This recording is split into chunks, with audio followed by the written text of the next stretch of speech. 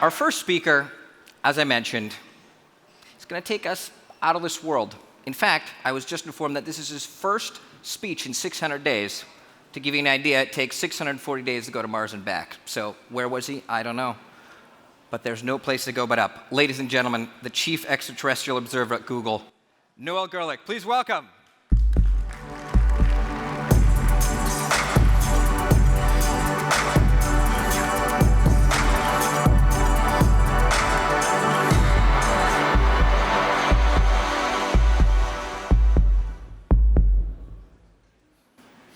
Those lights are really bright, aren't they? Hi, my name's Noel Gorelick, and as you can see, I work at Google. I like to know a little bit about my audience when I'm talking to them, so real quick, if you're in software or data science, could you raise your hand? Okay, less than I thought. If you're in investment or funding, management, okay. All right, well, we can make work with that. So a little bit about me and why I'm here. This talk has conflicting goals. I think the important part is the last 3 slides. But that's because I've spent a decade working on a project, and I've learned a lot of things, and I want to tell you those things. But I need you to understand what the project is before we get there. So this is a little bit about me and why I'm here and what I built, and then what we learned at the end. I used to send spacecraft to Mars. I also got to work on a mission to Saturn. I got to work on every American Mars mission after Pathfinder that didn't crash. And so that was 5 spacecraft, plus 1 more, and then Saturn. And then I got to come to Google and do sort of anything I wanted to do. They invited me in to just come innovate. So this project I'm going to tell you about is one of the things that I got to do at Google. And it's called Google Earth Engine, and I'm one of the founders. But a little bit before that, I also worked on Google Moon and Google Mars, which I'm sure are tools everyone here uses every day in their normal activities.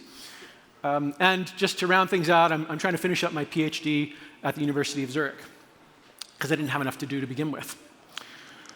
All right, so my talk is about innovating in a golden age, or maybe even innovating a golden age.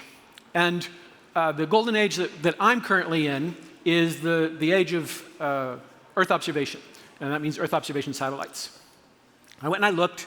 There are currently 971 functional Earth observation satellites in orbit. There's a lot more dead ones, and there's a ton of other ones that are military and data satellites that don't produce data that we can use. But the bulk of those 971 satellites boil down to actually just 10. There are 10 government satellites that produce a lot of public data, which is what the world is currently using to monitor and decide the health of the planet. The data from just those 10 satellites is currently 20 petabytes, and we're gaining a little more than a petabyte a year. This has created a huge explosion of data, there's a lot of data, and just processing that data, trying to get it and work with it and process it is hard. It has been hard. A decade ago, it was almost impossible. Over the past decade, it's gotten easier, and right now, there's a whole bunch of new platforms coming online that are starting to make it possible to work on that data. We feel that we were a leader in the field 10 years ago when we started, and so I'm going to tell you about what we built and how we got here. I like quotes. This is a quote from Alan Kay, who was a chief scientist at Atari, and I actually don't like this quote. I feel that this is a quote that people use when they've been successful and they want to feel smart. It's like, yeah, we knew what we were doing. We invented the future. But the guys that built the Betamax, they did an awesome job, and they are not the future. The guys that built the TiVo, awesome job. Who still has a TiVo? Yeah, right. So I find it a little funny that this particular quote is from the chief scientist at Atari. Who's used anything from Atari in the past decade? Right, exactly. So a much more salient quote for us is this one from William Gibson. The future's already here, it's just not evenly distributed. And what this means to us, or to me specifically, is that there are people in the world doing amazing things that just weren't possible a little while ago and aren't possible for most people. That's what I'm going to talk about, how we're trying to bring that sort of magic down to the ability for everyone to use. So I'm going to start with an example. Anybody know how many trees on Earth there are? Any hands? You can just shout out. All right. If you don't know, you might try to invent a process to go count them. If you look at this image, it's really hard to count those trees. It's just becoming possible to, with super high resolution data, to maybe identify individual trees, but it's still really, really hard, and I'm going to currently put it in the impossible category. But if you wanted to count the trees on Earth, or estimate the number of trees on Earth, what you might do is take a bunch of satellite data, like that image I just showed you, a bunch of climate data, a bunch of rainfall and human activity maps. You might then send some people out to the field, or get data from people that have been in the field, collecting plot information. You take a 1 hectare plot, you count the number of trees in it, and you use this as a density estimate. You do this in a bunch of places to get different kinds of densities. You do a bunch of machine learning and build a big regression model, and then you profit. This is a paper in Nature that came out in 2015. They got an answer on how many trees there are in the world. The sad part is that it took them 2 years to do all that work. And if you want to go do it again, it will probably take you 2 more years. It's a hard process, but it's the cutting edge of what's going on in the world. It's, in some sense, the future, and I'm all about trying to bring that future to everyone right now. The answer, by the way, is 3.1 trillion, give or take. So we built a tool to try to make stuff like this easy. It's called Google Earth Engine. It's essentially a data analysis and visualization platform built on top of Google's infrastructure. Google has 1 million computers, or however many it is, I don't even know. But they're really hard to use. When you get hired at Google, you spend 9 months being useless, learning how to make this giant machinery system work. It's just, that's the practical part of getting hired at Google. It is silly for a data scientist to have to spend that kind of effort and learn all the computer science along the way to be able to process data with a system like this. So we built something to sit between Google's giant parallel infrastructure and the scientists so that they can just sort of tell us what they want to do, and it happens automatically under the covers, distributing data over continents, different data centers, pulling all the answers back and doing it really quick. We built this tool specifically for scientists, not software engineers. I'm a software engineer. When I show this tool to my software engineering buddies that didn't work on it, they look at it and go, wow, that's a really weird thing you've built. And I totally agree. But if you're a data scientist, or if you're a remote sensing scientist, it's exactly the tool you want. So we are focusing on a specific user, or a specific set of users. And when we started the project 10 years ago now, we did a market analysis and determined that there were maybe 30,000 people in the entire world that could use this product. But they were 30,000 very important people. They're the people making maps of forests and water and drought and disaster, disease, all those things that you want someone to be monitoring and doing something about. We wanted to make them, we wanted to enable them, make it easier for them to do their jobs. So this is what we built. When you make a project at Google, you set some goals and some non-goals. Our number one goal is to make it as easy as possible to do the kind of analysis I showed you just a minute ago. And very specifically, I want that analysis to be scalable. I want to be able to compute disease risk inside an entire country, or count the number of trees on the entire planet, do water resource management for an entire continent. And once that's done, I want those scientists to be able to share what they've done, not just in the form of data and visualization. I want them to be able to hand you their code and you can run it. And I don't mean you fire up a Docker image and you spin up 1,000 computers in Amazon and you start running their system with a software engineer. I'm talking about basically my mom being able to run this kind of software. She won't know what it's doing, but for those of you that are trying to build a business or have a little bit of data science background, this is a tool so that you can access other people's work and build on top of it. And very, very specifically, I want to enable non-traditional users. My goal is to enable 30,000 scientists, and for each of those scientists to then enable 1,000 users to do what they do.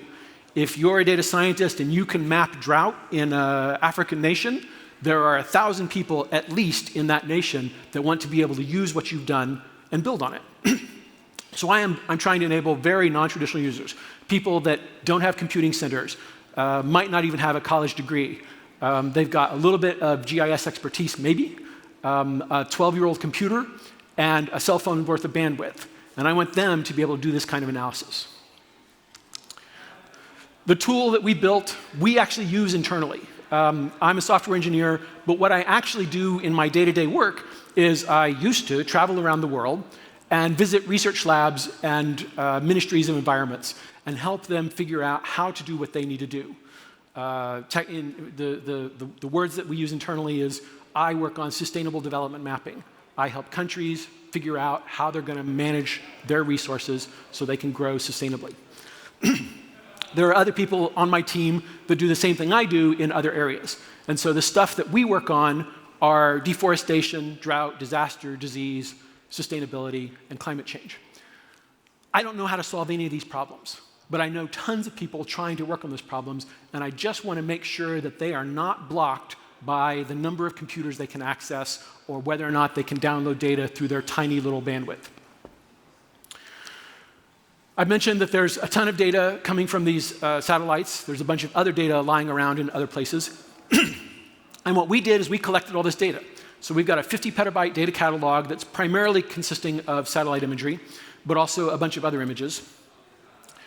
And all the other data that you'd use in the process of building models out of this. And so that example I showed you at the beginning with human activity data and weather and climate and those sorts of things, those are additional data sets that we have, all put in one place, residing next to a whole bunch of computers and an interface to make it easy to use.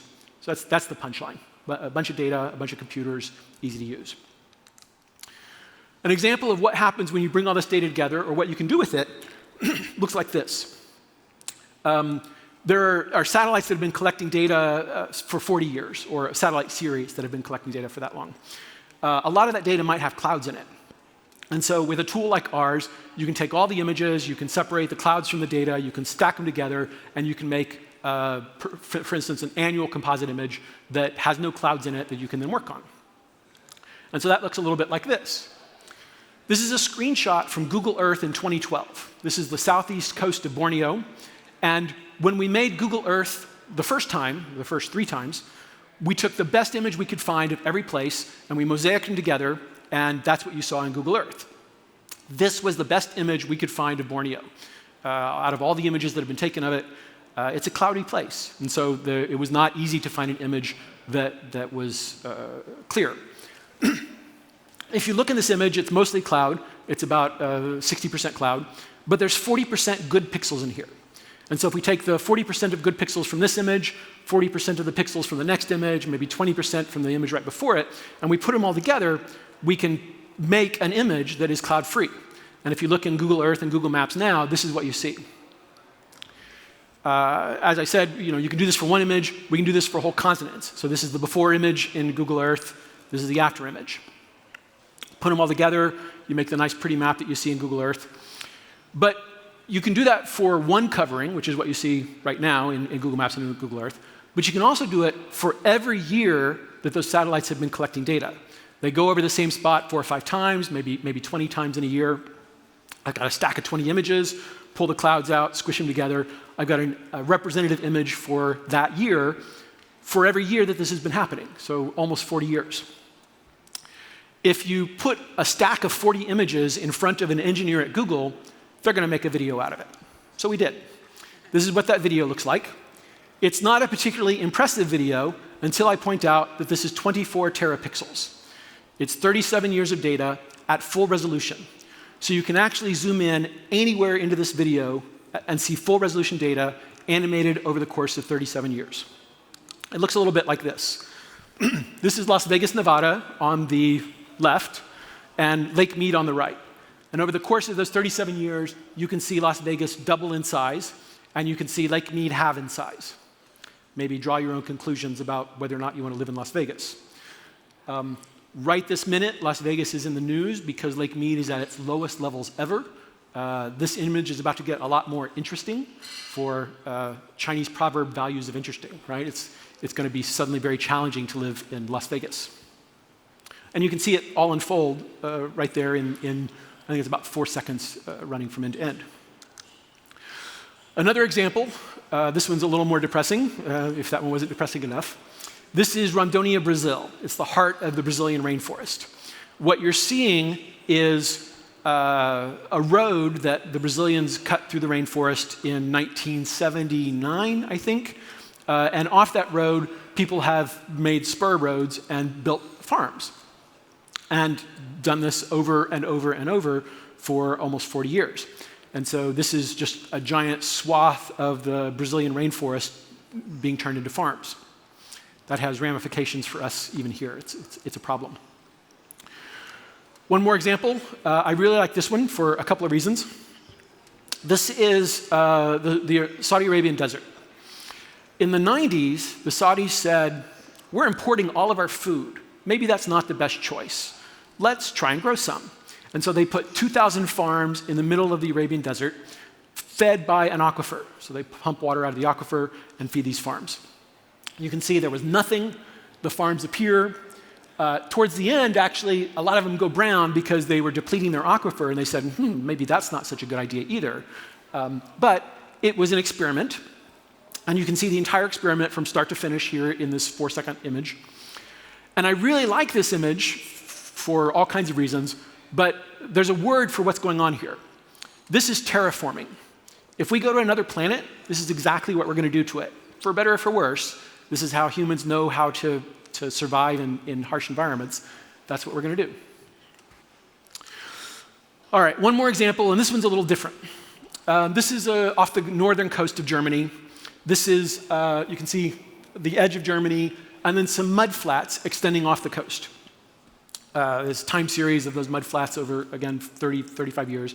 And you can see the mud flats come and go because these images are collected at a specific time of day every day, or on the days that they're collected. But the tide has no correlation to that. So sometimes the tide is high, and sometimes the tide is low. And these mud flats are sometimes completely submerged, and sometimes they're not. But because we're an analytic system, what we can do is we can take every single image, so here's one of those images, we can apply some science to it, in this case, some spectral analysis, and we can actually identify what's water and what's not water. Muddy water has a different spectral signature than watery mud, and so you can actually put a pretty fine line on what's water and what's not. And you can do this to every one of those images. And then you can tie those images back to the time they were taken and the tide table at that time. So for this particular image, I can know that the tide was 1.2 meters. And on the next image, I can know it was 2.5 meters. And the previous image, I can know it was -3 meters, or whatever it happens to be. And you can bring all that data together, and you can actually map out the height of the flood of the mud maps. You can map out the height of the mud flats over time, and get a bathymetry image. What is the elevation of those mud flats? But there's a little bit more we can do. You can actually see through the water in some of the cases. There's a well-known relationship between the color of the light and how far it extends into the water. So we've got a couple meters of water over mud that comes and goes, and so we can calibrate these curves. And what we can actually do is see down into the water, sometimes up to a depth of 60 or 70 meters. And so we can do underwater bathymetry from these images from space just by seeing through the water. That was a really sort of convoluted example, but that's the kind of things that people use our platform for. All right, so what does it look like? What are we doing? We have a web-based interface. We call it the code editor. You write a little bit of code to use our engine.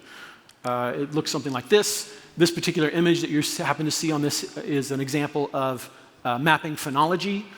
You fit a harmonic series to a bunch of images. So you see green up and green down, and then you plot the phase, and it looks something like that. What it is isn't important. My point is it's a pretty easy to use tool. And people actually use this in middle school and high school to teach earth science. It's that easy. We have an integration with IPython notebooks. If you're a GIS person, we have a QGIS plugin. We have a couple other systems that we integrate with pretty well. And in our experience, all the people that come and use Earth Engine ultimately want to present something to other people. Maybe they want to present it to their boss. Here's a report of how our businesses are doing. Maybe they want to present it to government officials to help influence policy. Everybody wants to build something, scale it up, and then present it, usually as an app. So we've made it possible, hello, there we go. We've made it possible for these same scientists to build an app without ever having to know anything about HTML, app building, mobile networking, or anything. You click a button, and whatever you've done in Earth Engine gets dumped into an app that is suitable for use on a phone or on the web. So this is how we hope to enable non-traditional users. You're a scientist, you build your drought monitor, you click a button, you make an app, and now the people in the country that you're working in have the ability to access your data directly. You don't even have to be involved. All right, so what's the status of our project? We are free for academic and research purposes.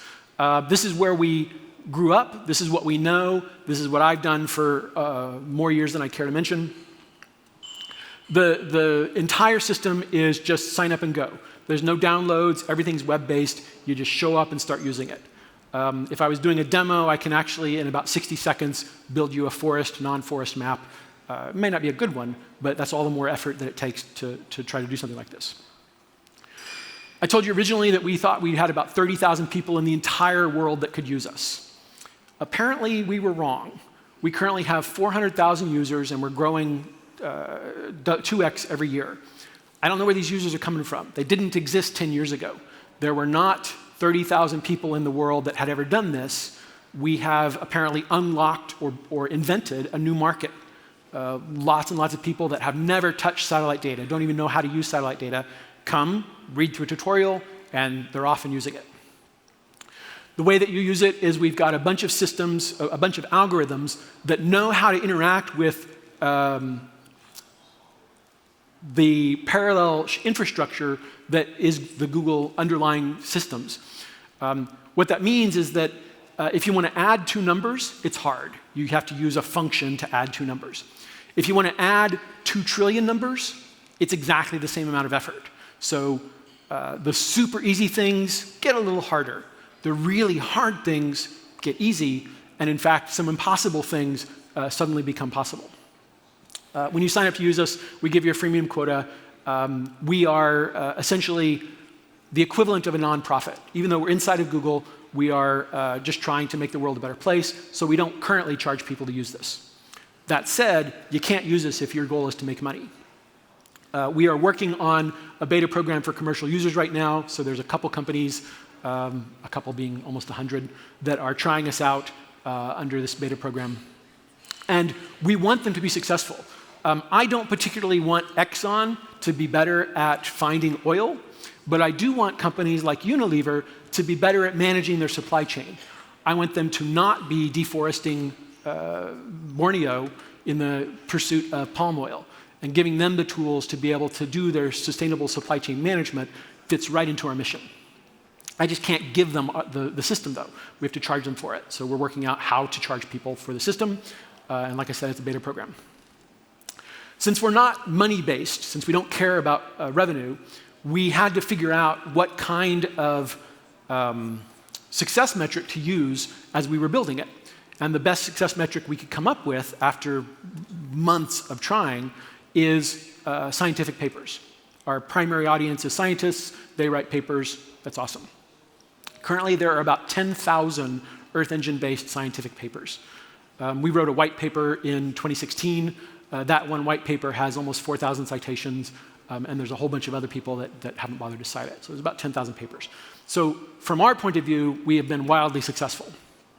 From a revenue point of view, from Google's point of view, or a corporate point of view, the success is yet to come, but we're poised well for it. Okay, so that's what we built.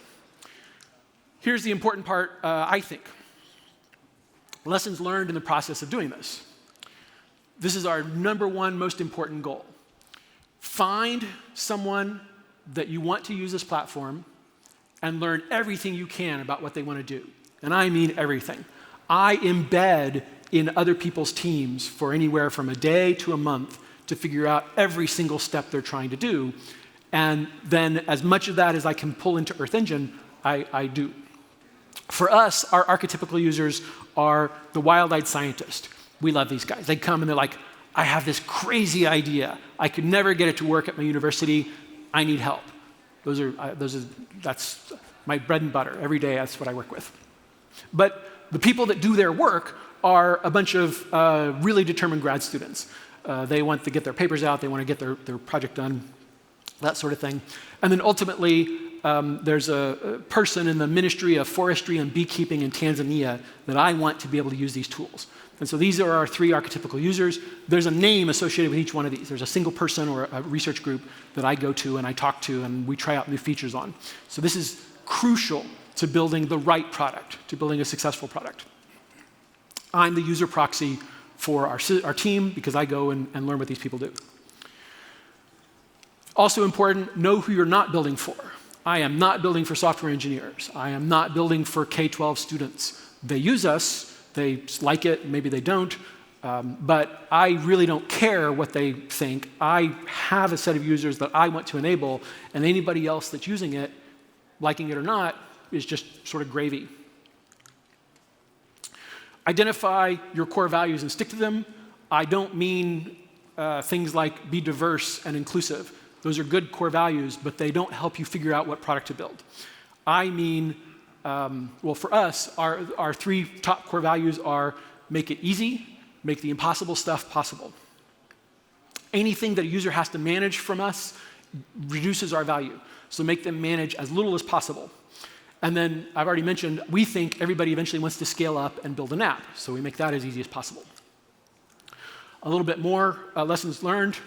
90% of a workflow is no workflow. Either we get you to the end or you go and use some other tool. So you have to get all the way to the end before it works. You have to religiously use your product. You can't rely on your users to tell you what's wrong. You have to know what's good and what's bad. But you are not your user. If you're a software engineer and you're building a tool that's not for software engineers, you need to know a lot more about your user. You need to use it, you need to find the edges, but you need to know what the users are thinking. To us, pathfinding is way more valuable than parity. And what I mean by this is doing something that can't be done anywhere else provides way more value to us than matching the features in other people's platforms. And this is a golden rule at Google that I really like. Spend 70% of your time on your job, spend 20% on your time on things that will make your job better in the future, and spend 10% of your time on things that are just way out there. Crazy ideas, because that's what's going to be the future, maybe. Maybe you're inventing Betamax, maybe you're inventing VHS. You don't know until you get there. Real quick, some things about inventing at Google. Every single one of these is both a pro and a con. There's a huge engineering process at Google. That means it's very easy to just drop in and start using things. The bad news is that there's a huge engineering process at Google, and you have to use it. So, it's good and bad. There are entire teams at Google that are dedicated to improving my productivity. They build tools for me to use. I get to use them. Life goes fast. I never have to worry about compilers or any of that stuff. I just use the tool chain. The bad news is, if I'm not using that tool chain, too bad. You can't, it's impossible to use Maven at Google. It's just not a thing you can use because it's not part of our tool chain. We have infrastructure on request. What this means is that if I need 1 million machines, done. I just basically click a button. Our data catalog is currently 50 petabytes. If I need 10 more petabytes, that'll take a week. It's pretty easy to get. Everything is designed for scalability. It's almost impossible to build something quick and dirty that won't scale. You have to use the tools that are there, but in using those tools, it means that almost everything you build will scale to hundreds of millions of users just sort of automatically. A few other things about working at Google that I really, really love. My coworkers are tech giants. I work in a lot of offices because I travel all over the place. I got to work next to Vint Cerf for a week. The bad news is that I'm working next to Vint Cerf, and so if I play my music too loud and he gets mad about it, I just made Vint Cerf mad. There are an enormous variety of amazing projects at Google. This is sort of a corollary of the fact that Google's an enormous company. There are self-driving cars, there are new phones, there's Chromebooks, there's all kinds of stuff to work on. So it's a target-rich environment. The bad news is that it's a target-rich environment. It's really hard to pick something to focus on. So many Googlers just sort of coast through working on ads or search or whatever. But there are amazing things there to work on. And then if you haven't heard about it, Google has this policy of 20% time. They encourage you to spend 1 day a week working on something else. And usually that means you go work on someone else's project because you are passionate about it. So if you're in ads and you're working on ads and you see a project like mine, maybe you want to come and help try and save the world. I love this because I have tons and tons of 20%ers that come and work on my project. I never get to do 20% time because my 20% time is managing all those other 20%ers. But it's an amazing thing.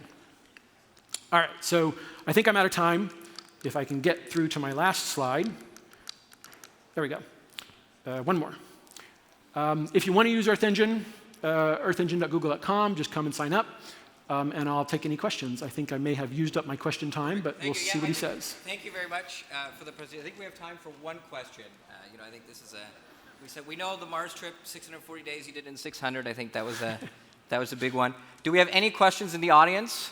I have a hard time seeing upstairs, but down here, does anybody have any questions? Anybody interested in palm oil? No? Well, in fact, you'll be around afterwards to have some questions. If somebody is from a research background or would like something, definitely, I think you'd be able to help them out. Sure. Thank you very much for the great insights. We got a little something for you as well. Let me get you all hooked up here. Something to take to space next time. Let's call it a flight bag. Hey, thank you very much. Thank you.